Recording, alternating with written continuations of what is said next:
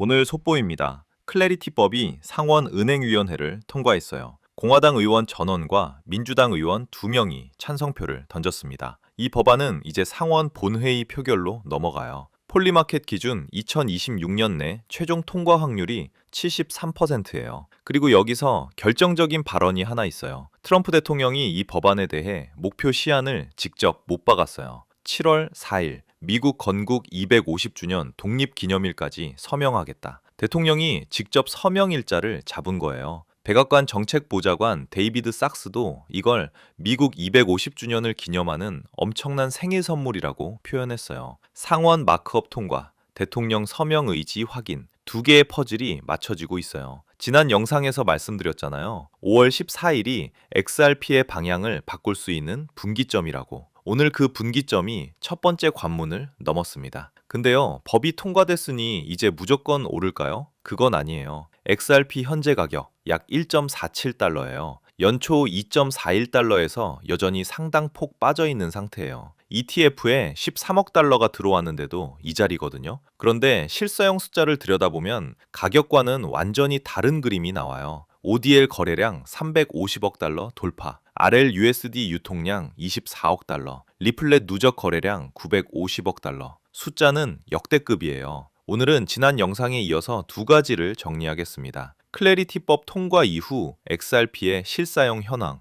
그리고 이 숫자들이 말해주는 미래, 응원하는 입장에서 그러나 숫자로 보겠습니다. 자, 하나씩 가볼게요. 실사용 첫 번째 지표, ODL이에요. ODL이 뭐냐? 온디맨드 유동성이에요. 국경 간 송금할 때 XRP를 브릿지 자산으로 써서 몇 초 만에 환전하고 정산하는 시스템이에요. 2026년 1분기 기준 ODL은 350억 달러 이상의 해외 결제를 처리했어요. 전년 동기 대비 41% 성장했고요. 라틴 아메리카 경로가 성장을 주도했어요. 비치오라는 라틴 아메리카 거래소가 미국에서 라틴 아메리카로 가는 결제에 RLUSD와 XRP를 동시에 쓰고 있거든요. 리플렛 전체 누적 거래량은 950억 달러를 넘었어요. 6개 대륙 300개 이상 금융기관이 연결돼 있고요. 하루 트랜잭션 처리 건수가 200만 건을 넘어요. 50개 이상 국가에서 크로스보더 결제에 쓰이고 있어요. 실사용 두 번째 지표, RLUSD예요. 리플이 만든 달러 연동 스테이블 코인이에요. 2026년 1분기 기준 RLUSD 유통량이 24억 달러를 돌파했어요. 출시 1년 만에 13억 달러였는데 그 이후로 또 거의 2배가 된 거예요. 여기서 중요한 숫자가 하나 있어요. RLUSD의 약 38%가 XRP 레저 위에 존재해요. 이게 무슨 뜻이냐? XRP 레저에서 RLUSD를 발행하거나 상환할 때마다 XRP 트랜잭션이 반드시 발생해요. RLUSD 거래량이 늘면 XRP 거래량도 같이 늘어나는 구조예요. 스테이블 코인 처리량이 곧 XRP 처리량으로 연결되는 닫힌 순환 구조거든요. 그리고 4월에 리플 트레저리가 출시됐어요. 기업 재무팀이 RLUSD와 XRP를 유동적으로 관리할 수 있는 플랫폼이에요. 이건 개인 투자자가 아니라 기업이 XRP를 쓰는 인프라가 깔렸다는 뜻이에요. 실사용 세 번째 지표, 이게 가장 중요해요. 브래드 갈링하우스, 리플 CEO가 컨센서스 2026에서 이렇게 말했어요. 리플 프라임이 XRP를 여러 기관 플랫폼에서 담보로 활용할 수 있게 만들고 있다. 리플 프라임이 뭐냐? 리플이 히든 노드를 12억 5천만 달러에 인수해서 만든 프라임 브로커리지 서비스예요. 연간 3조 달러 이상의 청산을 처리하는 플랫폼이에요. 여기서 XRP가 담보자산으로 쓰인다는 건요, 기관이 XRP를 맡기고 그 위에서 다른 거래를 한다는 뜻이에요. 투기자산이 아니라 금융 인프라의 담보물로 기능하기 시작한 거예요. 그리고 DTCC가 리플 프라임을 토큰화 이니셔티브 참여자로 언급했어요. DTCC는 114조 달러 규모의 자산을 정산하는 미국 최대 증권 청산 기관이에요. 이 기관이 리플과 함께 토큰화 자산을 후거래 시스템으로 가져오는 프로젝트를 진행 중이에요.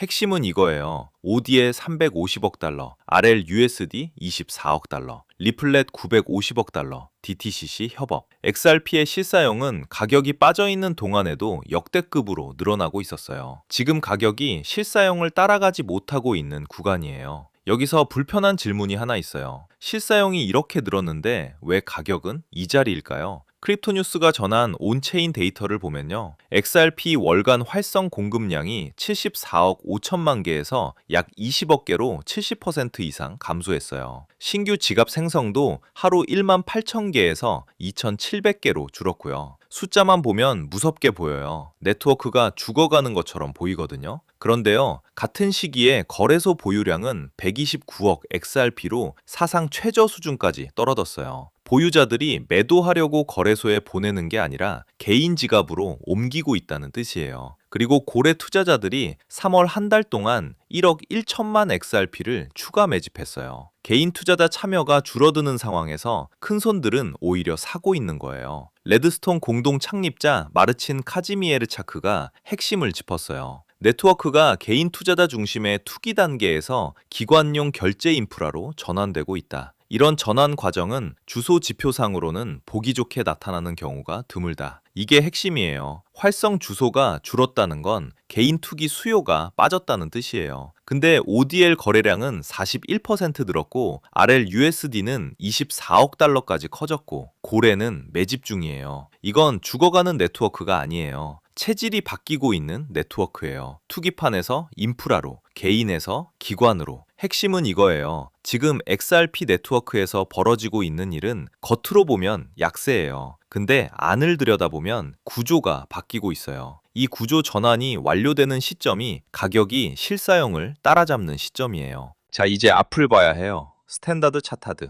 2026년 목표가 2.8달러, 2027년 7달러, 2030년 28달러. 프라이스 프레딕션 닷넷. 2026년 5.51달러에서 7.11달러. 그록 AI 분석. 2026년 말 기본 시나리오 3.5달러에서 5달러. 낙관 시 7달러 이상. 코인 코덱스. 2026년 1달러에서 2달러대. 디지털 코인 프라이스. 가장 보수적으로 0.57달러까지 가능. 전망이 극과 극이에요. 1달러에서 28달러까지. 이 차이가 왜 이렇게 큰가? ETF 유입 속도, 주제 명확성, 리플 결제 사업 확장. 이 세 가지가 얼마나 빠르게 진행되느냐에 따라 갈린다고 더 크립토 베이직이 분석했어요.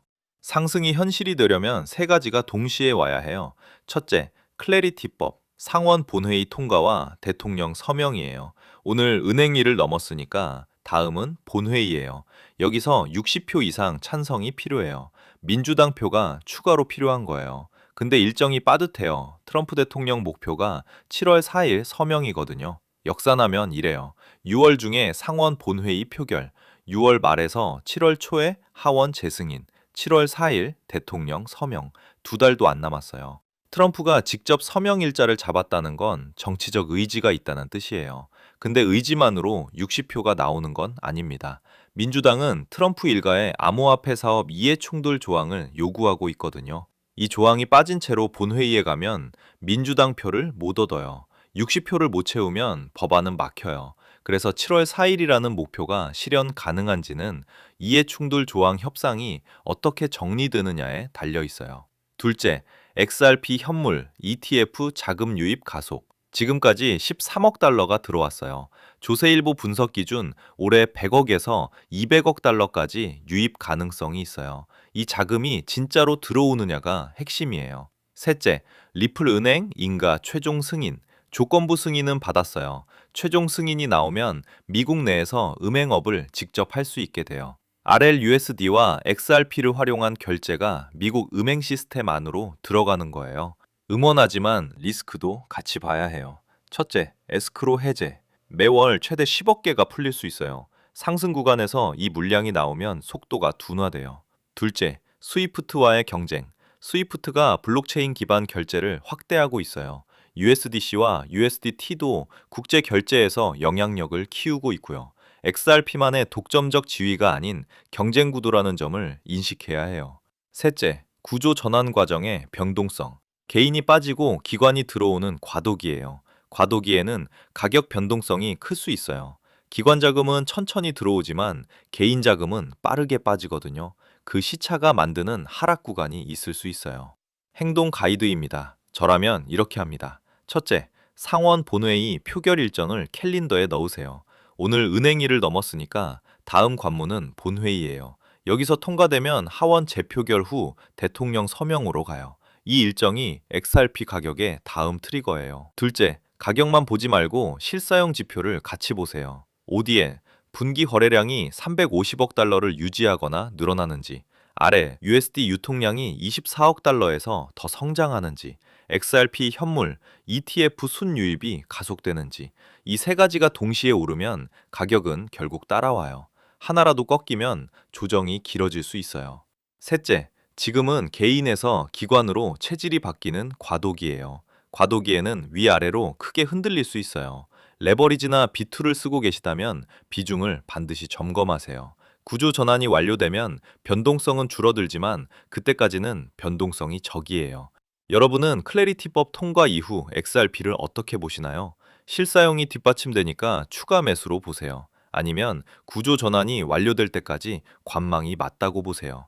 추가 매수, 구조 전환 완료되기, 일부 수익 실현, 관망, 네 가지 기준으로 댓글 남겨주시면 다음 영상은 상원 본회의 시나리오와 XRP, ETF 자금 흐름 분석으로 이어가겠습니다.